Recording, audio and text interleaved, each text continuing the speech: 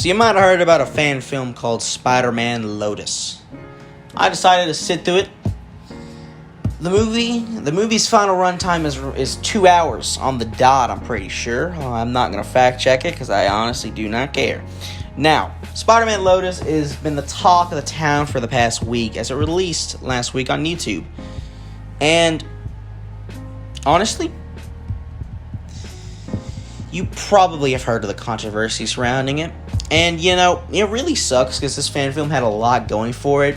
I mean, it did. John Watts, who directed the Tom Holland Spider-Man movies, literally messaged, I'm pretty sure he messaged the director of this movie. And he said, "Oh, dude, your film looks awesome." And it was, it was interesting.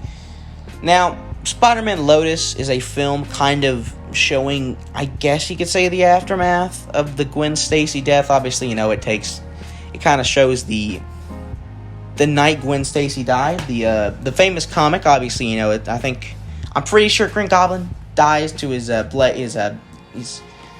thing. I don't know. I've only read a few Spider-Man comics. I kind of just collect comics for the art. I think it looks cool.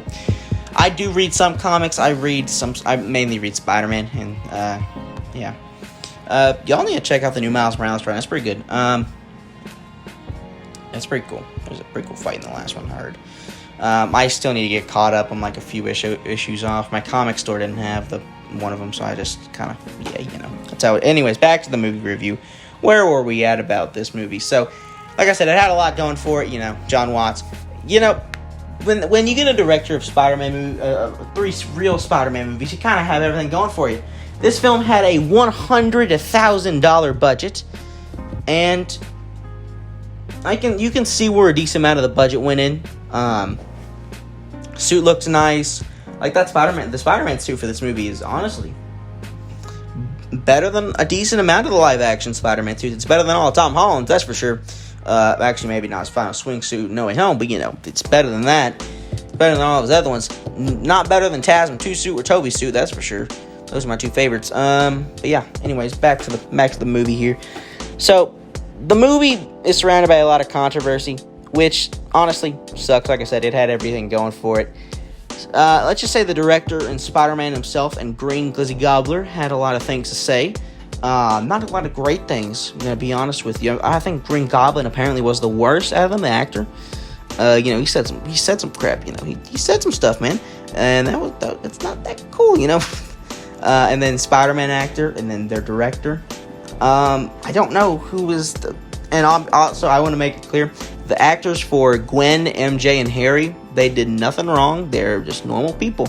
And that's why I will compliment on Harry Osborn. Actually, no, I'm not complimenting. He was doing some pretty crazy stuff in this movie.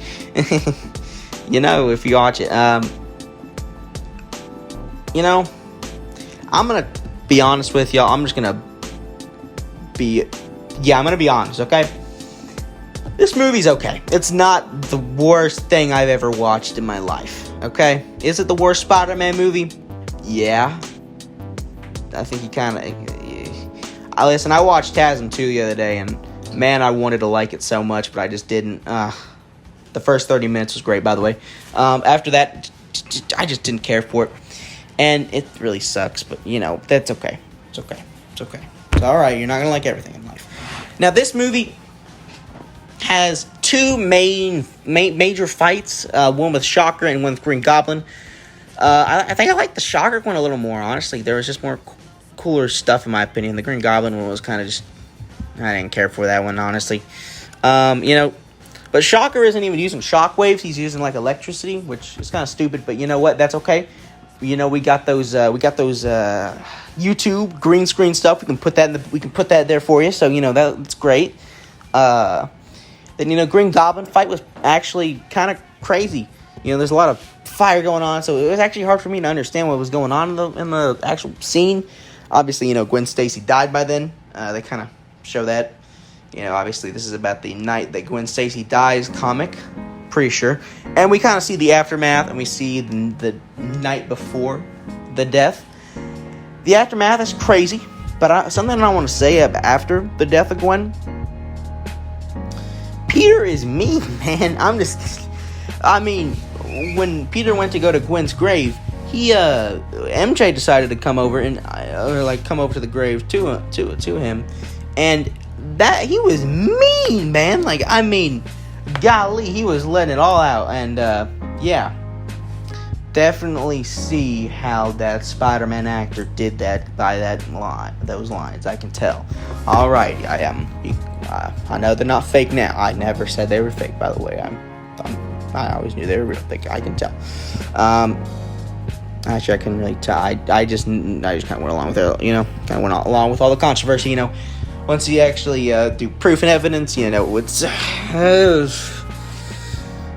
Yeah, you know how it is. But, yeah. So, anyways, back to the point here. I think the MJ actor does a fine job, I guess. And Gwen did a fine job. Harry did an okay job, too. And the acting is a little iffy, especially from Peter. Peter's actor is a little iffy.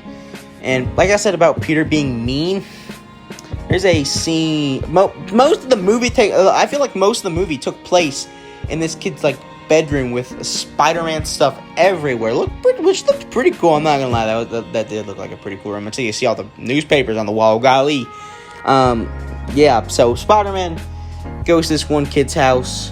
Basically, he got a letter at the Daily Bugle. Yeah, you can probably get that, And so this kid is he has a sickness or something, and which sucks, and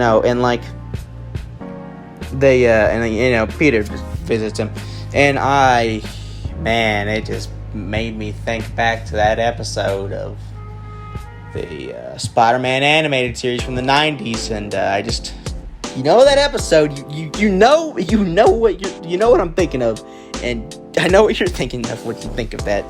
That was all I could think about whenever that was happening. Yeah.